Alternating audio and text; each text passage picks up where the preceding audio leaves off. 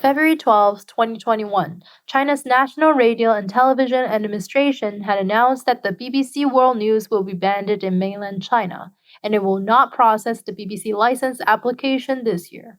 The Radio Television Hong Kong had also followed the step and said they will no longer broadcast BBC's World Service and its Cantonese weekly affair program starting 11 p.m. on February 12, 2021.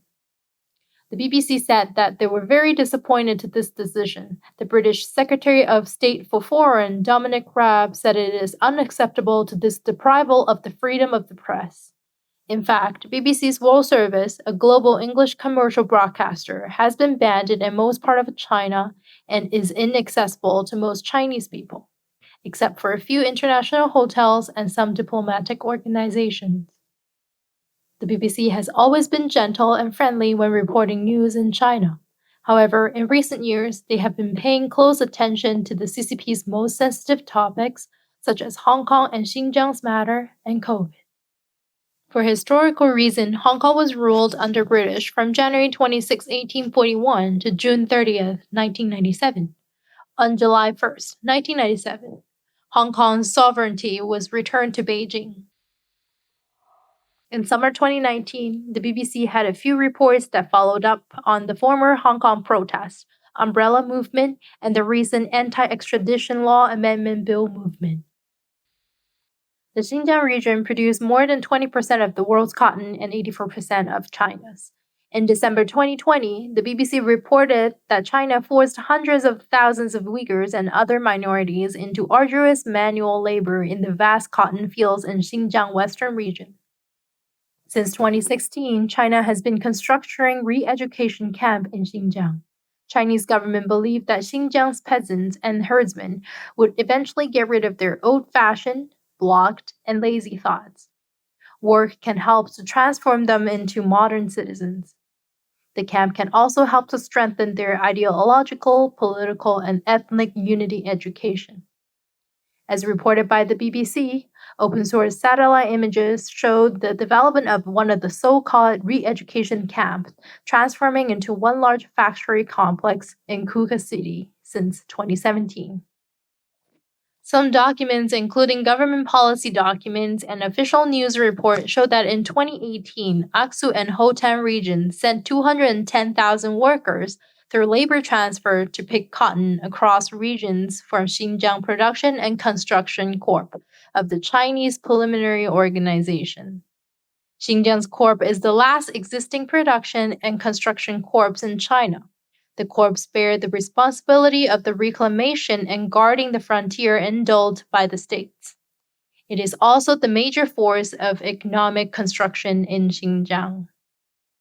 Some other reports stated that the cotton pickers were mobilized and organized and transported to fields hundreds of kilometers away.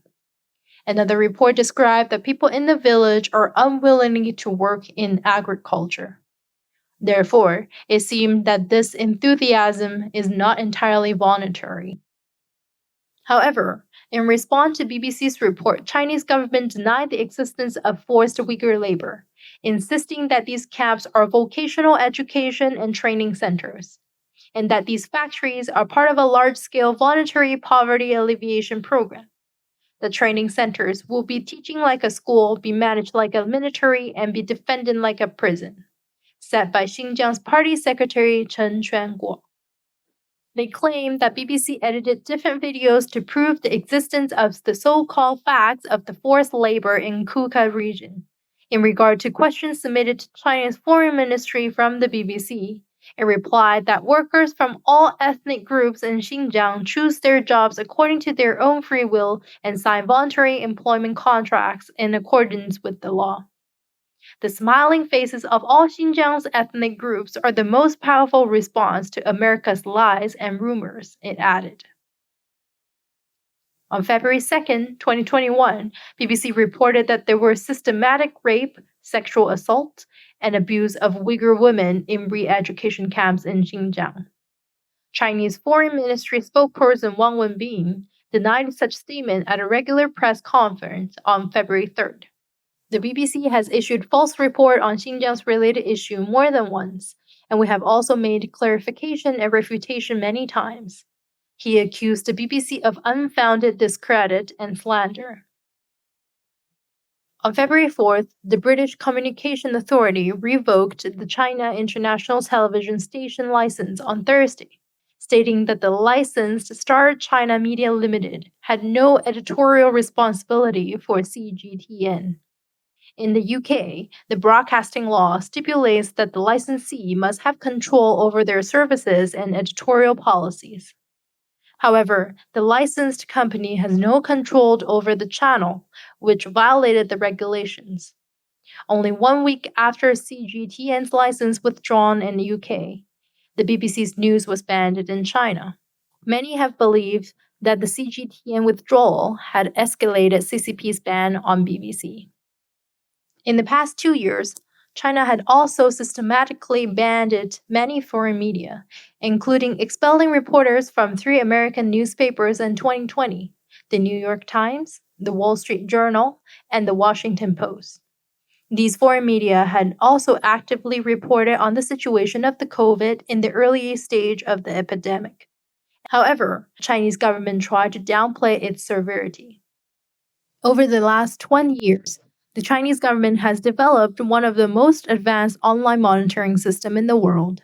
Large online platforms such as Google, Facebook, Twitter, and YouTube never had a chance to enter China's market. China has its own complete set of social media platforms that are strictly monitored by the government, such as Baidu, Renren, Weibo, and WeChat, etc. And an American social media app, Clubhouse, has released its Chinese market for a short period of time. Once an account is open, users can join any group of their choice to listen or to discuss freely in the chat room.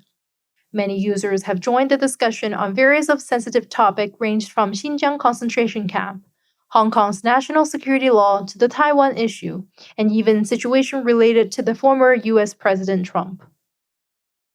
Clubhouse had gone viral for the week that is available in China, as it provided an open space for people to speak freely on any topics that they're interested, given that majority of the social media apps in China are tightly monitored by the government authorities. As such, on February 8th, it is not surprised that the Clubhouse was officially banned in China. So why Clubhouse was able to survive for a week under CCP's strict monitoring system?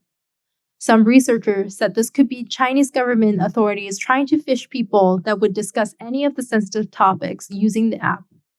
It was reported earlier that the Clubhouse was powered by a Chinese technology company named Agora. If that news is reliable, it cannot be ruled out the possibility that the platform is controlled by the CCP to monitor users' activity in the background. If some criticize the government or to discuss sensitive topics in the club, their user data can be turned into evidence to testify in court. According to China's national intelligence law, the CCP can request companies to provide any intelligence information whenever is needed. Therefore, the risk of being monitored when using Clubhouse seems to be inevitable.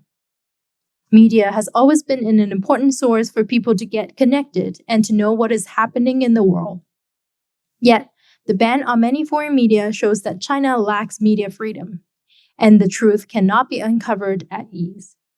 Clubhouse ban further proves that the freedom of speech is still a luxury for people living in China, and it is becoming increasingly difficult nowadays.